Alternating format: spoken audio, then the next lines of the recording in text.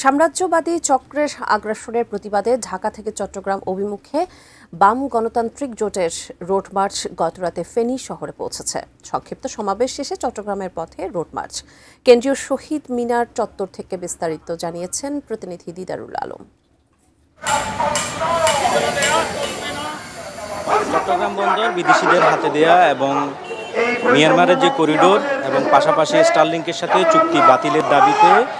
ঢাকা থেকে শুরু হওয়া যে লং মার্চ সেটি এখন ফেনীতে এসেছে। এই মুহূর্তে ফেনীর শহীদ মিনারে তাদের যে সংক্ষিপ্ত যে সভা সেটি এই মুহূর্তে তারা করছেন এবং আমরা জেনেছি যে গতকালকে কুমিল্লা থেকে ঠিক রাতের 11টায় তারা ফেনীতে এসে পৌঁছান এবং সেখানে ফেনীর হাজারী রোডে তারা এটি ইয়াতে অবস্থান করেন এবং এরপর সকাল থেকে কিন্তু তাদের যে রোড মার্চের যে কর্মসূচি সেটি শুরু হয় এবং আমরা দেখেছি যে এবং ফেনীর যে সকল গুরুত্বপূর্ণ সড়কগুলো রয়েছে সেগুলো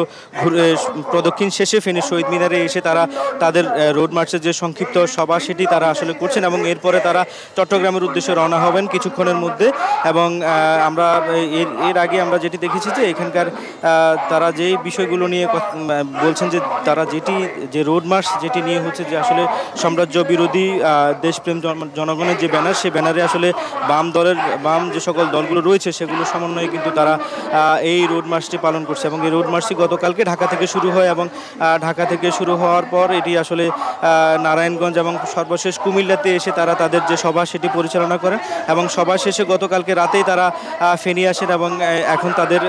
ফেনীর যে কার্যক্রম ফেনীতে যে সকল কর্মসূচিগুলো ছিল সেগুলো কিন্তু আসলে তারা আস্তে আস্তে তাদের সে কর্মসূচিগুলো শেষ করবেন।